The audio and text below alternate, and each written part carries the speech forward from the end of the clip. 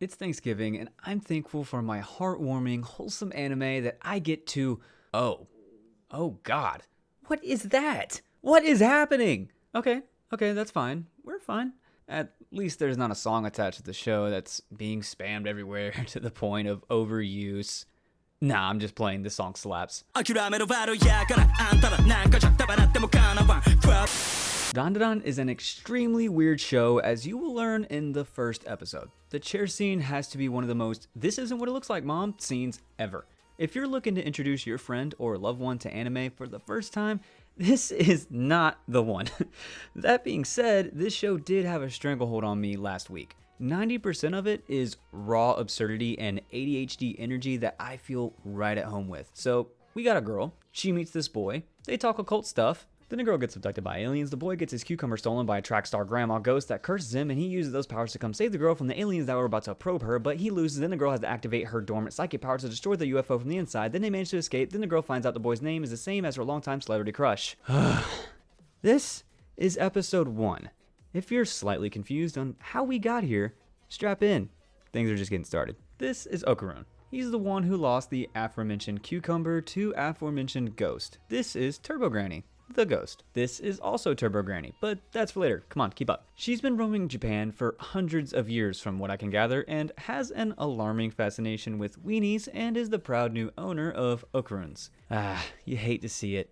Pour one out for our fallen soldier that can no longer stand at attention. This is the central pillar of our plot, ladies and gentlemen.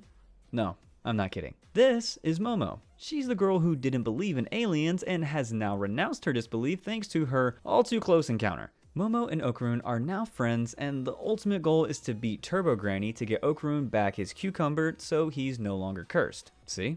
Told you I wasn't kidding. First off, they need Grandma's help. No, not that grandma. This grandma. Come on. Focus. Grandma Ayase is a spirit medium and she has a plan. Well, she has a plan after she almost kills Okaron, after Okaron and Momo defeat a sumo wrestling alien using her psychic powers to restrict Okaron's curse just enough so he can transform into Turbo Granny mode and access her power without the craziness. More on that later.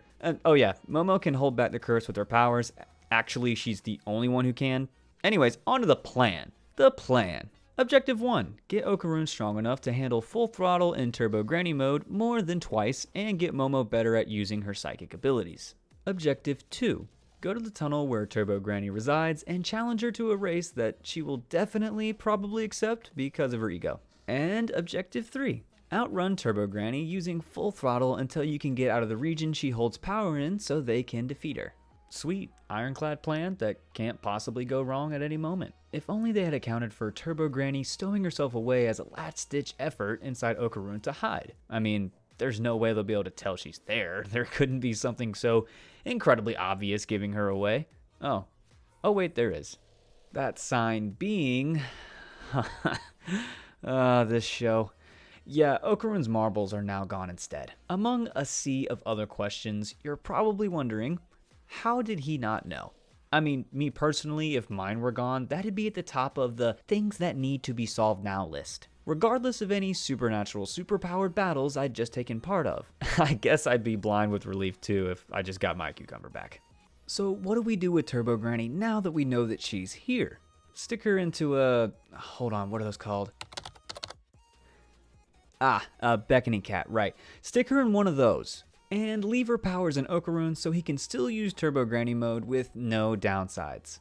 Okay, losing the family jewels might be considered a downside in some circles, but I don't know, man. Me personally, if you said I could trade them to get a transformation that gives me super speed and strength, I'd make that deal. But no, Okaron needs his marbles, and hey, I can't blame him. But first, time for our regularly scheduled anime romance drama filled with petty arguments and misconceptions. That makes it sound harsher than I really feel about it. I actually really liked how they show us Momo and Okaron's relationship.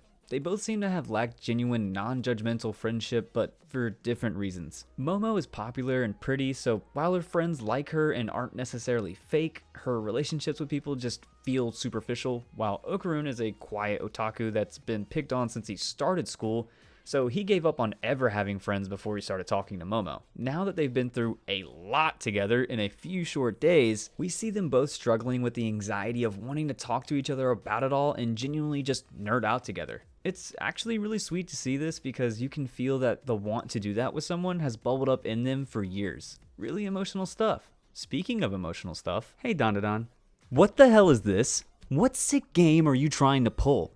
I came here for haha funny missing wiener jokes and hijinks. Now I'm feeling emotions. What are you doing to me? Episode 7 comes out of nowhere and gut punches me in my already bruised emotions. Looking at you, Arcane. Alright, I'm not really mad about this episode, but good lord, I was not prepared for what was going to happen to me. The backstory for the ghost in this episode feels tonally different from pretty much everything up to this point, but damn, it's good. It was such a shift though. After the flashback ended and we're back with Turbo Granny Cat and jokes, it was like experiencing emotional whiplash. But put away the tissue box now, boys and girls, because we're jumping back to relationship drama. Only now we have the girl Ira from the last episode who is an absolute airhead and, of course, is in love with Okaron. Gotta jam a wedge in this developing relationship for some sweet, tasty drama. Before that can play out though, we have to deal with anime laser shooting Nessie alien that's attacking the school. Also, Ira has her own ghost powers now from the ghost last episode, and honestly, it looks sick. Now, if you feel like I just dragged you by the hair through the plot of the show, good.